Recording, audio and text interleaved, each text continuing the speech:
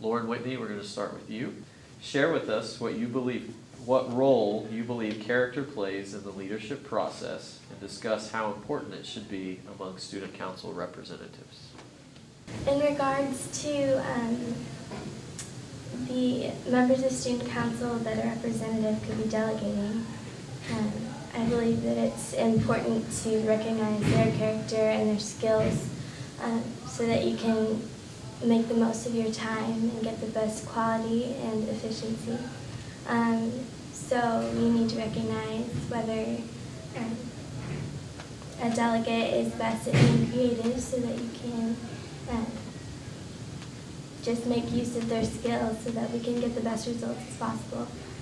Maddie, in your responses, you identified loyalty as an important leadership trait. Explain for us why you feel that this is the case, and tell us how you hope to cultivate loyalty as a representative next year. I think loyalty is really important because if you're not loyal to the council, you just won't do as well because your focus will be elsewhere, and we won't be able to put 100% of our time into what we're doing, which is representing the student body. I think that if the leader needs to be loyal because just loyalty is just, you have to have loyal friends, loyal peers, and if you're not completely 100% loyal to your council, there's going to be doubt, and when there's doubt, how can the student body trust you? Stephanie, in reviewing your application, you believe that uniting in a common purpose is important. What do you believe should be the common purpose of the student council at Legacy? And I believe the common goal of student council should be to give our peers the best high school experience that they could possibly have, so when they leave, they won't look back and say, oh, I wish we had done this. They will look back and say, that was a great time. And also another common goal is to serve our peers in a way that we use our gifts and talents to glorify God and use what He has given us to give the glory to Him. Thank you. Lauren Crouch, what role do you believe appreciation plays in leadership, and how do you hope to improve upon it next year? I think appreciation is very important because if you learn to appreciate someone, they will learn to give you respect, and if there's that respect relationship in student council, then things will get done faster, and if there's relationship involved, then there's trust and there's loyalty, everything that a character needs to be a good leader and to get things done on time. Thank you.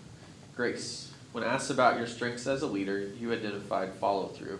Can you give a specific example regarding how you feel like your ability to follow through benefited the group as a whole or the overall project? Yeah, I think that being dedicated and being able to follow through and getting things done would help make weeks like prom and homecoming and those busy weeks. I think that being dedicated and following through could help get those done more efficiently. And if you're dedicated through a week that's that stressful during the entire year, I think that those character traits would help make things more efficient. Katie, you identified integrity as one of your strengths as a leader. Given that leaders at any level sometimes have to make unpopular decisions, how do you maintain the trust of your fellow students in such a way that they value you as a representative? I think it's important to communicate because the student body can't always see the bigger picture. So if we say, well, I think we should go with this option and give reasons why it's the better option and stay true to what we say and have input from the student body, we can really create a better strategy to get things done and accomplish whatever is needed to be accomplished. Lauren Crouch, you cited vision as one of your leadership strengths. Pick one area of student council for which you feel you have vision and explain that vision and how it could potentially have a positive impact on the council or Legacy as a whole. Okay. I chose vision because in order to, like I said, get things done and for things to be efficient and on time, you have to, as a representative, you have to be able to see the bigger picture of things. And if you can't, then it's going to make it more difficult for you because you're going to have to sit down and maybe think more and have to apply more like thinking involved. So I think to be a representative, it's very important to have vision. So you can see ahead of the people that wouldn't normally be able to see ahead. And I think it's also important for the school if you have vision because that's what, like Stephanie said, it's what like the people remember. If you have vision and you make things enjoyable for everybody, then when they look back, they'll be like, wow, that was a good experience. And that's what I'm aiming for in student council as a representative. Katie, in your application, you discussed the desire to raise awareness for breast cancer. How do you gain the support of the student body in a way that creates enthusiasm and buy-in? Well, I think that, like, for a cause like breast cancer, it's something that we can all relate to. We all know somebody, or it has affected our parent or our teacher. And it's important to have a strategy and talk about what we want to do as a whole, and even take student polls. Like, I was sitting in chemistry class the other day and people were talking about, well, why don't we have clubs? Well, let's make that happen. If we need to listen to what the student body wants and act on that. And like causes like breast cancer, I think that we could definitely do something with that because everyone's interested. And if there are other causes that the student body wants to address, then I think that we should do that. Stephanie, you cited humility and intentionality as strengths. How do you feel humility and intentionality benefit you in developing leadership in others? I've never been the kind of person that really excels on the front lines, but I do very, very well behind the scenes. So that is where humility comes in, to where you're okay with stepping back and doing what you know as your strengths and how you can better the council in that way.